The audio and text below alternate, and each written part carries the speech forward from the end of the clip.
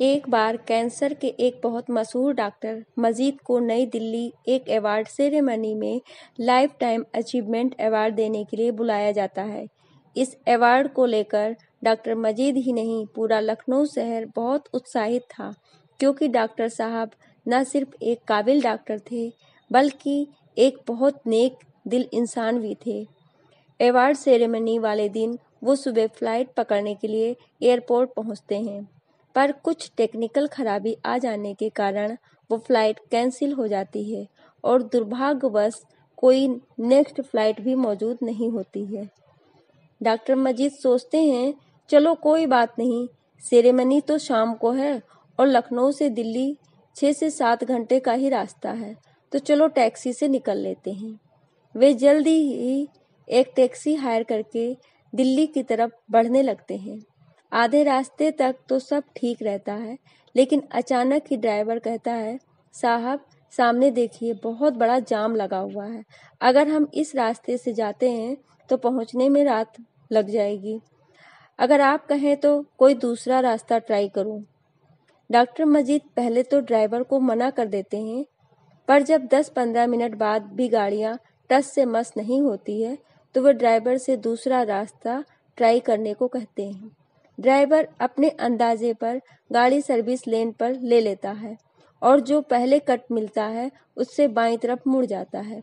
उबड़ खाबड़ रास्तों पर घंटे भर चलने के बाद भी कोई पक्की सड़क व रास्ता नहीं दिखाई देता है। डॉक्टर मजीद बिल्कुल मायूस हो जाते हैं। तभी उनको दूर एक झोपड़ी दिखाई देती है। वो देखिए ड्राइवर साहब, उधर एक झोपड़ी है, चलिए वहीं चलकर पूछते हैं। ड्राइवर तुरंत गाड़ी रोकता है और वह दोनों उतरकर उस झोपड़ी के पास पहुंचते हैं।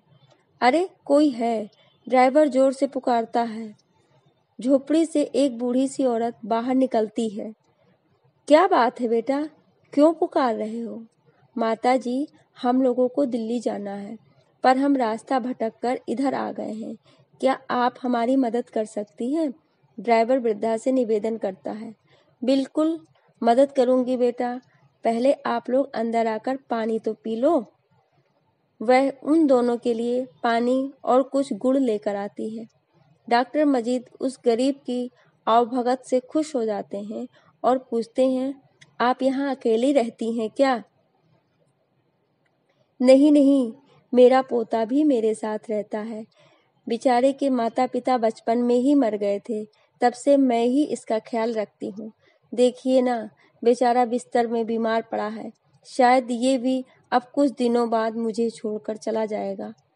और इतना कहते कहते उनकी आंखों से आंसू निकलने लगे।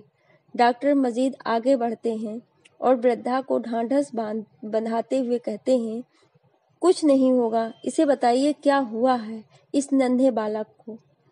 इस अभागे को कैंसर है साहब। लोग कहते हैं इसका इलाज सिर्फ लखनऊ के डॉक्टर मजीद के पास है। बहुत कोशिश की, कई बार चक्कर लगाए, पर डॉक्टर साहब से मुलाकात नहीं हो पाई। अब तो सब कुछ कृष्णा पर छोड़ दिया है। अगर मैंने सच्चे मन से उसे माना होगा तो एक दिन वो मेरी मदद जरूर करेगा।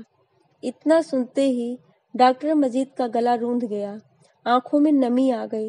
वे पूरे दिन के घटनाक्रम को सोचने लगे कि कैसे बुढ़िया का यकीन हकीकत में बन गया, कैसे उस ऊपर वाले ने अपने बंदे के लिए उन्हें यहाँ भेजा है।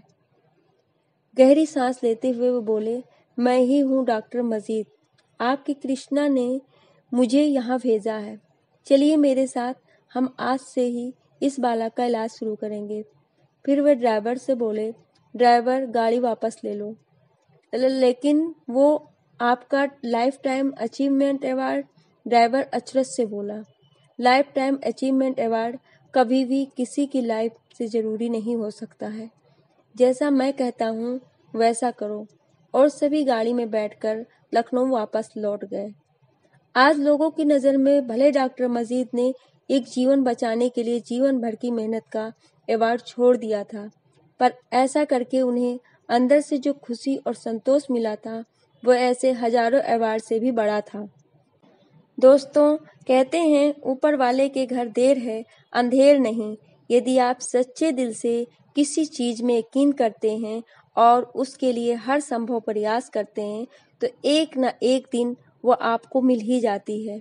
इसलिए अब बूढ़ी औरत की तरह दृढ़ विश्वास के साथ जो कुछ भी आप पाना चाहते हैं उसके लिए कर्म करिए, लेकिन फल कब, कैसे, कहाँ मिलेगा वो भगवान पर छोड़ दीजिए। अगर आप सच्चे हैं तो आपके भी डॉक्टर मजीद एक न एक दिन आपको ज़रूर मिल जाएंगे।